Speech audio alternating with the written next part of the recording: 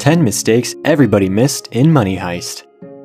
Among the popular shows watched worldwide is none other than the recent resurfaces phenomenon, Money Heist. A Spanish heist crime drama series first aired in 2017 on the Spanish network Antena 3. The series is narrated by Tokyo, a bank robber in search of a hideout from the police, being recruited by a man who goes by the name of the Professor.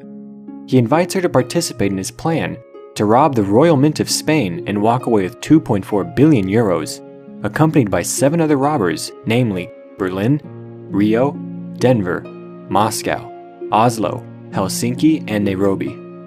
With a growing fan base worldwide, it has its audiences glued to their seats.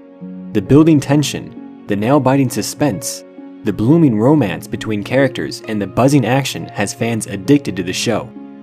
It has managed to garner a large number of viewers and is one of the top 3 most streamed shows on Netflix. It is highly popular in Italy, Argentina, France, Portugal, and Brazil. But no matter how good a show is, there are some mistakes that the audience members pick up before the production crew. However small, these errors are still there. Let's look at the top 10 mistakes everybody missed in Money Heist. But before we begin, make sure you subscribe to the channel and hit the bell icon so that you don't miss out on anything. Alright, now let's begin. Number 1. The junkyard owner and the sketch. The frenzy and exhaustion of catching the robbers keeps increasing among the police each day.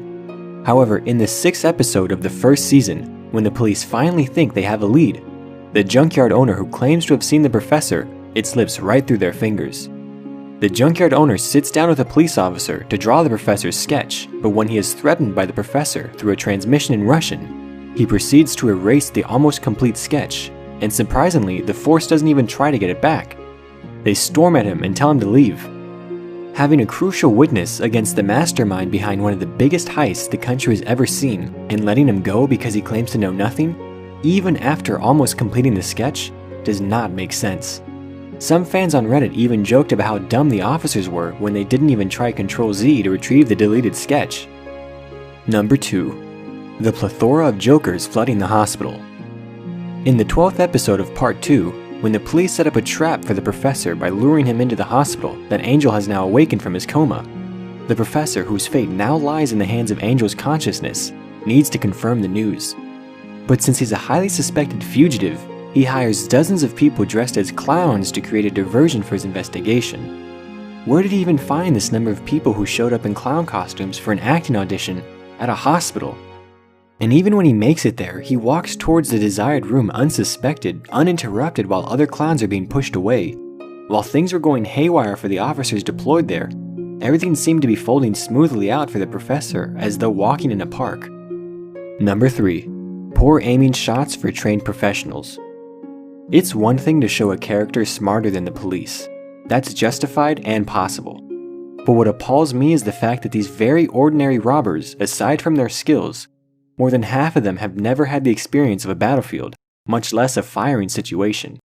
But by some miracle, they're a perfect match for the trained forces opposite to them.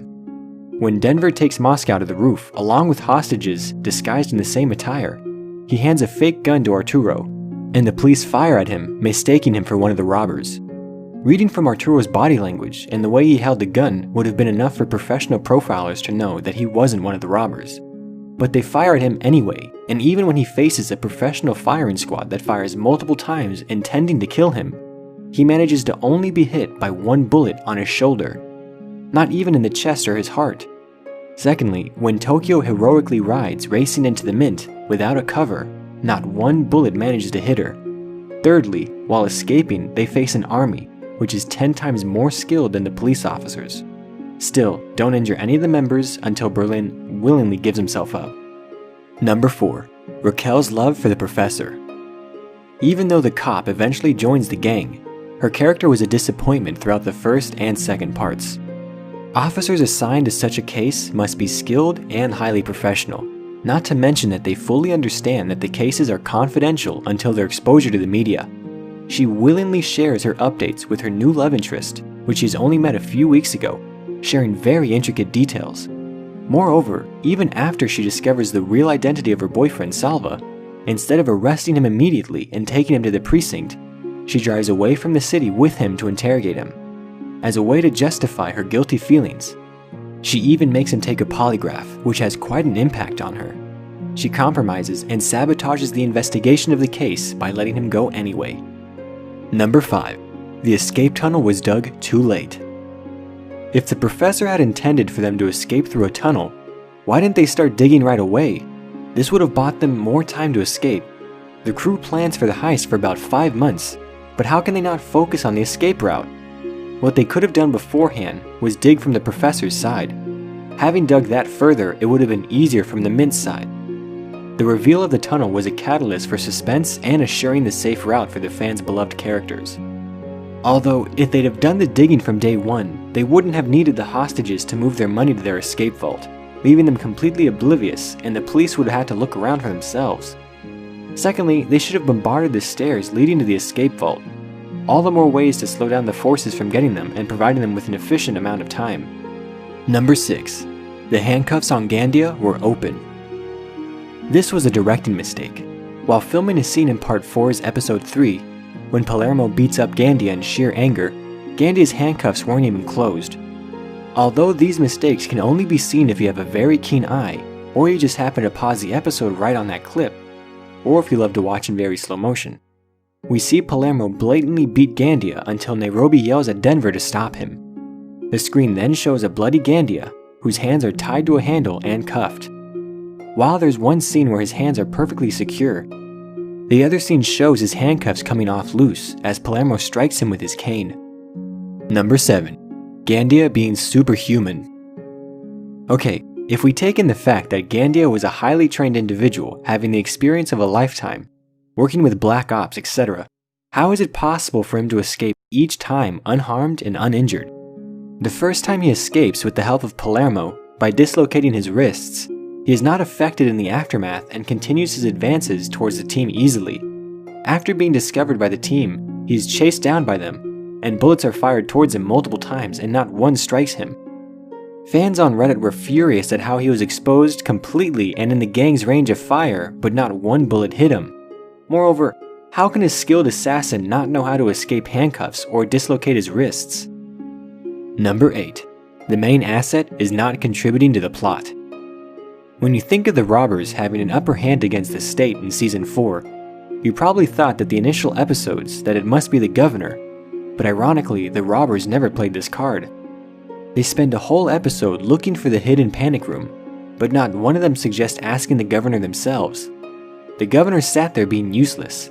If anyone on the team had even looked at him, it would have dawned on them to use him against Gandia, who ended up killing Nairobi. Number 9. Palermo claiming his love for the plan, but messing it up. In flashbacks when Berlin, Professor, and Palermo discuss the plan, he swears his love for it and his dedication to the plan. He even says that he would betray the Professor, but not their heist mission. But when the team entrusts him with the hostages, he, like a little idiot, focused on his petty issues with the team, lets the man loose, who is most likely to endanger their mission. It wasn't like Gandia was begging to be released. Palermo acted on his nerves and let him go, consequently sabotaging the whole plan he was so in love with. Tell us in the comments section if you noted this plot hole as well in Season 4 of the show. Number 10. The burning question of Tokyo's age. Though it is clear from the physical appearance that Tokyo is more than a decade older than Rio, who is just 19 years old, controversy in the dialogue has led to confusion. In the first episode, it was shown that Tokyo is almost 12 years older than Ryu, but in further episodes, while talking to Berlin, Ryu is reminded that his girlfriend is almost 15 years older than him. Now that's a huge mistake that most failed to notice. The writers aren't even sure of Tokyo's age, which is kind of funny. I hope Rio is not as confused as I am right now. These are some of the plot holes and direction faults. Some fans find themselves pulling back, however more and more people are being drawn towards.